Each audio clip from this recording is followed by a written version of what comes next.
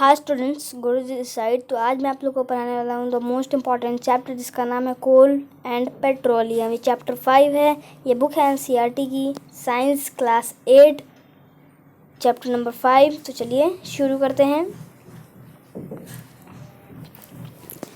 We use various material for our basic needs. Some of them are found in nature and some have been made by human effort.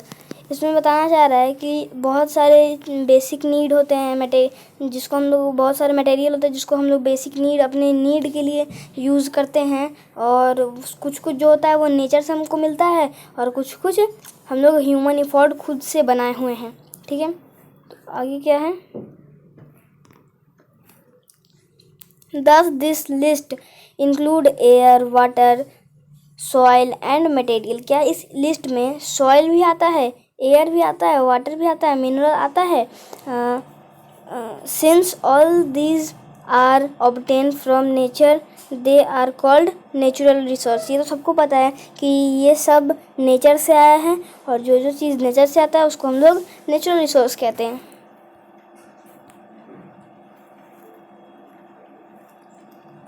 यहाँ पे पढ़ लेते हैं हम लोग, यहाँ मैं डॉट कर रहा हूँ। Can air, water and soil be exhaustible by human activity? क्या हवा, पानी और मिट्टी जो है वो ख़त्म हो सकता है हमारे? एग्जॉस्टेबल मतलब एग्जॉस्टेड मतलब होता है ख़त्म हो जाना, और इन एग्जॉस्टेबल मतलब होता है जो कभी ख़त्म ना हो। तो क्या एग्जॉस्ट हो जाएगा ह्यूमन एफर्ट से, ह्यूमन की एक्टिविटी से ख़त्म हो सकता है हवा, वाटर, पानी, सॉइल, ये सब? तो चलिए आगे बढ़ते हैं कि इसका क्या पॉइंट ऑफ व्यू है। You have already study about water in class 7th. ये आपने क्लास 7 में ज़रूर पढ़ा होगा पानी, वाटर के बारे में। Is water a limitless resource? क्या पानी जो है वो लिमिटलेस रिसोर्स है? तो आगे बढ़ते हैं कि in the light of the availability of various resource in nature, natural resource can be broadly classified into 2 kinds. तो इसको हम लोग, जो हमारा नेचुरल रिसोर्स है, इसको हम लोग किन किन पार्टों में बांटे हैं? 2 पार्ट में बांटे हैं। कौन कौन सा पार्ट है? चलिए देख लेते हैं। ये फर्स्ट पार्ट है, यहाँ पे दिखा दूँ मैं, इन एग्जॉस्टेबल नेचुरल रिसोर्स। और ये सेकेंड पार्ट है जहाँ मैं डॉट कर रहा हूँ आपको, ये है एग्जॉस्टेबल नेचुरल रिसोर्स। ठीक है, तो चलिए फर्स्ट पार्ट पहले पढ़ लेते हैं।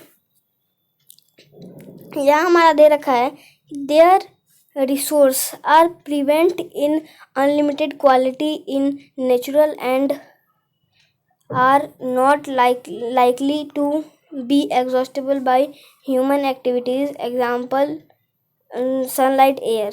इसमें बता रहा है कि इनएग्जॉस्टेबल नेचुरल रिसोर्स हम लोग किसको कहते हैं? उसको कहते हैं जो अनलिमिटेड प्रेजेंस है हम लोग के पास। अभी कितना भी उसको हम लोग यूज़ कर ले वो ख़त्म होने ही नहीं वाला है ह्यूमन एक्टिविटी से, या फिर किसी भी लिविंग एक्टिविटी से वो ख़त्म नहीं होने वाला है। कौन कौन सा? सनलाइट और एयर, मतलब धूप का किरण और हवा। ठीक है, और एग्जॉस्टेबल रिसोर्स में देख लेते हैं। तो सेकेंड है एग्जॉस्टेबल नेचुरल रिसोर्स में कि the amount of their resources in nature is limited, they can be exhausted by human activities. Example of this. इसमें बताना चाह रहा है कि जो एग्जॉस्टेबल नेचुरल रिसोर्स है वो क्या है, उसका मतलब क्या है? तो उसमें जो है उसमें लिमिटेड रिसोर्स होता है, वो लिमिट नेचर का दिया ही होता है लेकिन उसमें लिमिटेड रिसोर्स होता है। ठीक है, तो ह्यूमन एक्टिविटी से वो ख़त्म हो सकता है। ठीक है, कौन कौन सा है? तो है पेट्रोलियम हमारा है, फिर वाइल्ड लाइफ है, मिनरल है, फॉरेस्ट्स है, कोल है, नेचुरल गैस, जो नेचुरल गैस है वो भी ख़त्म हो जाएगा एक दिन, लिमिटेड है वो, और ETC और भी बहुत सारे चीज़ें आप अपने एक्सपीरियंस से इसमें लिख सकते हो और आगे बढ़ा सकते हो इसको। चलिए सेकेंड पेज नंबर 2 पढ़ते हैं हम लोग। यहाँ पे हमारा assume that the eatables in the container represent the total availability of an exhaustible natural resource like coal, petroleum और gas. Assume that मतलब इसको आप कल्पना कीजिए कि जो खाने वाला जो हमारा सब्सटेंस है, ठीक है, वो किसकी तरह है? वो हम एक रिसोर्स है, वो भी इनएग्जॉस्टेबल है। वो किसकी तरह है? वो भी नेचुरल है। वो भी इन कोल, पेट्रोलियम और नेचुरल गैस की तरह ही है। वो भी एक एग्जॉस्टेबल नेचुरल रिसोर्स ही है, ठीक है। उसके आगे पढ़ते हैं। यहाँ पे लिखा है कि ईच ग्रुप में have a different consumption pattern. हर ग्रुप का अलग अलग कंज्यूम्शन पैटर्न होता है। Okay. Are the earlier generations of any group too greedy. यहाँ पे है कि आर द अर्लियर, क्या जो पहले जो जनरेशन था, जो ग्रुप था, वो बहुत ज़्यादा लालची था? क्या लालची था? ये पूछ रहा है कि क्या लालची था। It may be that the earlier generation in some group were concerned about the coming generations and left something for them. इसमें बता रहा है कि it may be that earlier generation, ये हो सकता है कि जो अर्लियर जनरेशन हो, जो ग्रुप हो अर्लियर जनरेशन का, वो अपने आगे वाली जनरेशन के लिए बचा के, कुछ चीज़ बचा के रखा हो। यहाँ पढ़ते हैं। In this chapter we will learn about some exhaustible natural resource like coal, petroleum and natural gas. इस चैप्टर में हम लोग को क्या क्या पढ़ने को मिलेगा? इस चैप्टर में हम लोग को मिलेगा एग्जॉस्टेबल नेचुरल रिसोर्स सब के बारे में, like coal, petroleum, natural gas, ये सब के बारे में हम लोग को पढ़ने को इस चैप्टर में मिलने वाला है। तो चलिए पढ़ते हैं।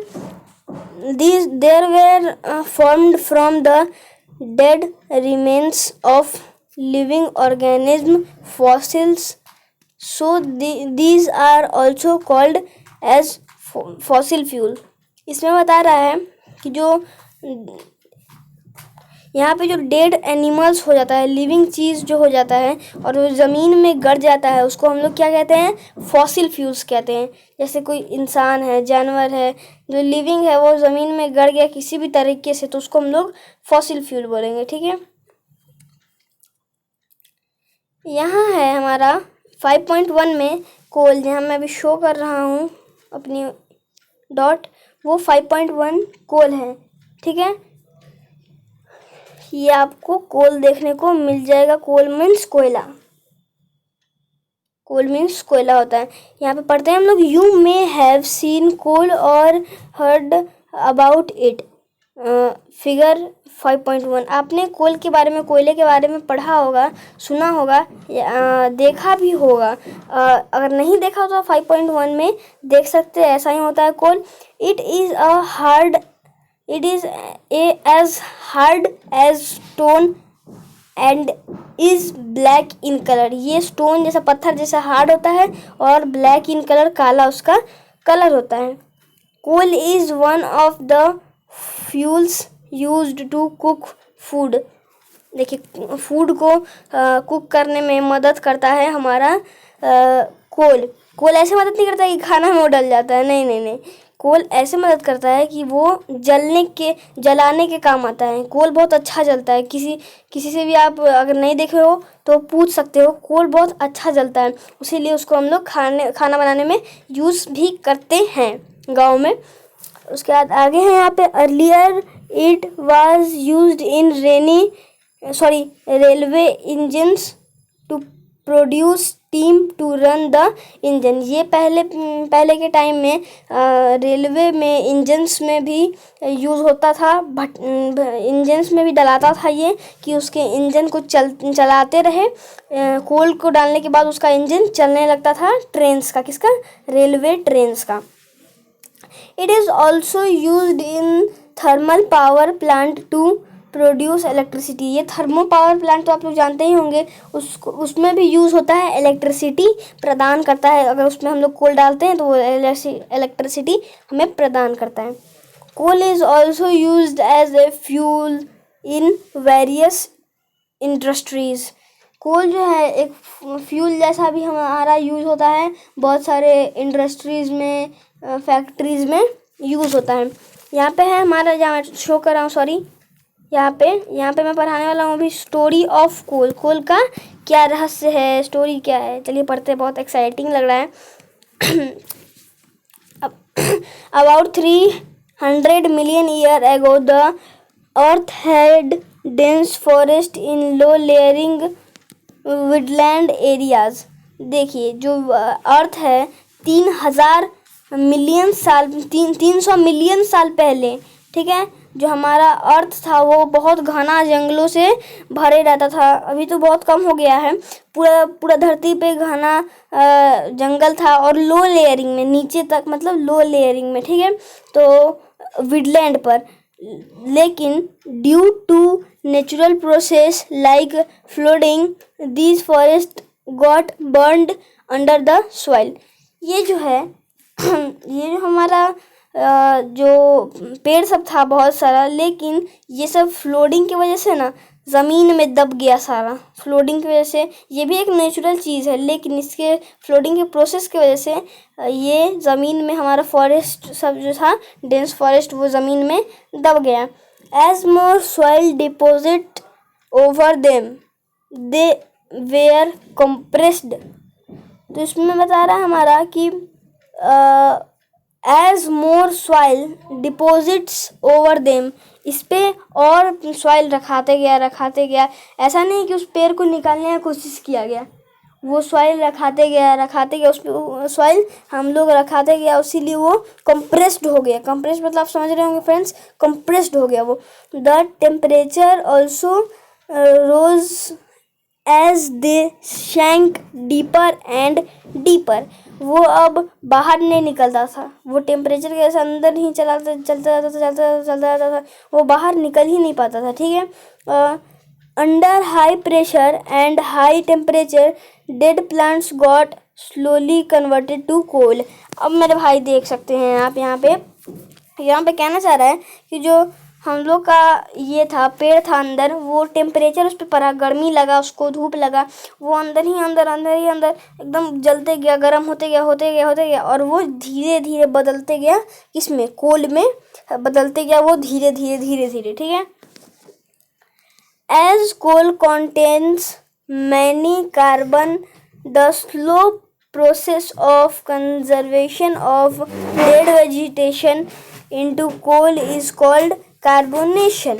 देखिए, जो हमारा कोल है वो बहुत ज़्यादा मात्रा में क्या लेके चलता है, कार्बन लेके चलता है, और जो उसका जो स्लो प्रोसेस है कंजर्व करने का डेड वेजिटेशन को इनटू कोल, जो उसका स्लो प्रोसेस है, उसको हम लोग कार्बोनेशन कहते हैं। जैसे कि हम लोग का वेजिटेशन, पेड़ पौधा है, उसको धीरे धीरे वो ये कर देता है ना, कोल में बदल देता है ना, उस प्रोसेस को हम लोग कहते हैं कार्बोनेशन, मेरे दोस्तों। Since it was formed from the remains of vegetation, coal is also called fossil fuel.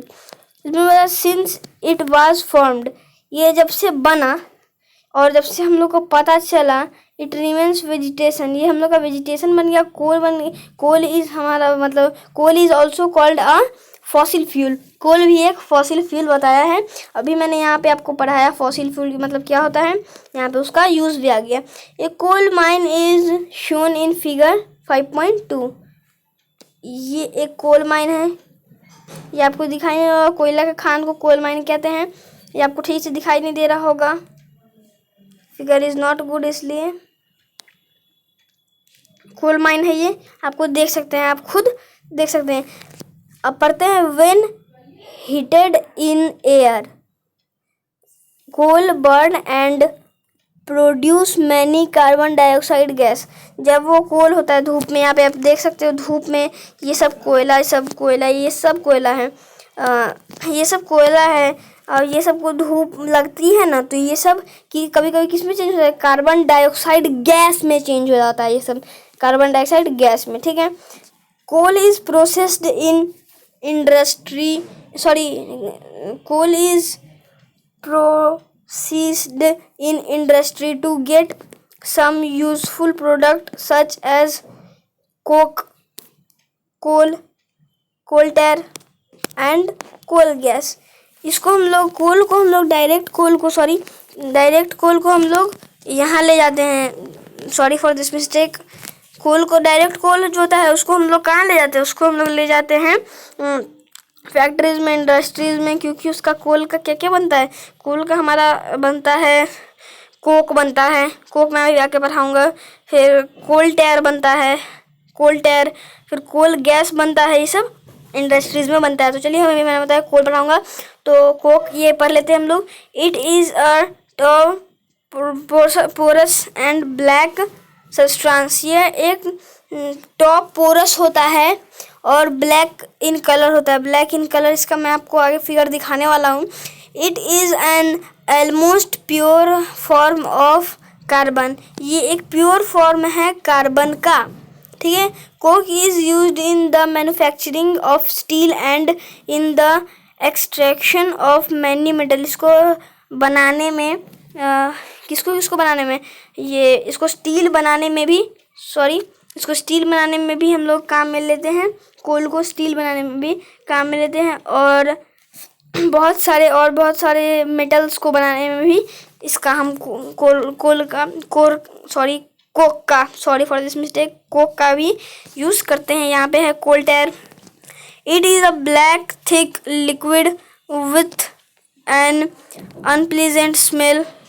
It is a mixture about 200 substance. ये जो है हमारा कोल टायर 200 सब्सटेंस का मिक्सचर वाला होता है, ठीक है, और वो अनप्लीजेंट स्मेल देता है, ठीक है। तो ये फिगर 5.3 में आप देख सकते हैं। अनप्लीजेंट मतलब, मेरे कहने का मतलब बहुत बुरा स्मेल देता है। लिक्विड होता है, बहुत बुरा स्मेल देता है। यहाँ पढ़ सकते हैं हम लोग प्रोडक्ट्स